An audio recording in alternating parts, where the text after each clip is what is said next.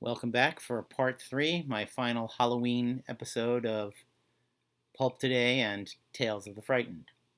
Mm. The one I'm going to read right now, called Don't Lose Your Head, is just particularly batshit, and I've always kind of loved it. And I remember the recording of it, the Boris Karloff recording of it, is just particularly creepy. And I always loved it. And I heard it when I was a kid, and it just always creeped me out. Tales of the Frightened. This is the fourth or fifth story in it. Don't Lose Your Head. The story of Henry Harper. Are you one of the frightened? It must have happened to you sometime in your life. You meet a completely strange set of people. They come into your life as suddenly as they leave, and they leave you to wonder the rest of your days. Was it real? Did you dream them all up? And why were you chosen of all people to encounter them? Here, have a glass of port while I tell you the strange story of Henry Harper, a traveling salesman. It was Shanghai, I think, shortly after the Second World War, that Henry Harper had his curious experience. Now, Henry Harper was a rug salesman, which has little to do with our story, except perhaps to explain that he was a man used to hotels, sleeping away from home, and who was constantly traveling to strange cities, far away from his native London. So it was that Henry Harper found himself in an obscure Shanghai hotel, a guest for one night. In the morning, he had an important appointment with one of the wealthiest dealers in the city. Henry Harper was tired. The noisy, jostling Shanghai streets, a veritable melting pot of races, colors, and creeds, had given him a headache. His eyeballs were scorched after the afternoon sun. So it was that when night came, Henry Harper was more than ready for bed.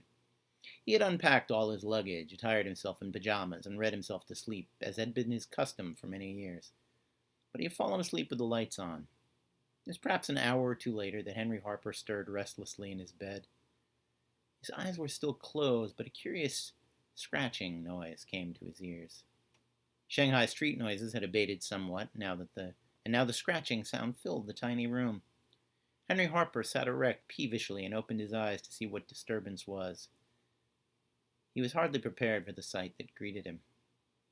Seated at the dresser in the room, just at the foot of his bed, her back to him, was a lovely Eurasian woman, busily combing her hair, as nice as you please. The woman's hair was fantastically long, its black length trailing down her shoulders to the floor.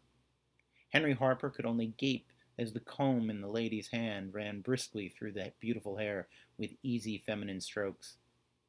It was the noise of the comb drawing through the hair that had awakened Henry Harper. Before he could open his mouth to speak, to the lady, she had encountered some difficulty. The comb became snarled in a clump of her hair. Without a moment's hesitation, the lady lifted her head off her shoulders and disentangled the comb from her hair. Henry Harper had seen enough. With terror chilling his brain, he sprang out of bed and flung into the room next to his like a wild man. 4 bland Chinese men were seated about a deal table having a quiet game of cards. Henry screamed to them about the woman in his room who had removed her head before his very eyes. The 4 men smiled up at Henry Harper. "Oh, that," they said in chorus. "That's nothing. We can all do that." Whereupon they all in turn lifted their heads off their shoulders. So you see, Henry Harper had quite an experience. Of course, no one in the sanitarium believes this, but there you are. I suppose people always expect traveling salesmen to have a lot of funny stories to tell. By the way, help yourself to a cigar while I step through the wall here and go down to the cellar for another bottle of port. I do hate to take the long way. Is it because my mom had long black hair that one stuck with me? I don't know. It's just such a strange little outlandish story that it's always stuck with me.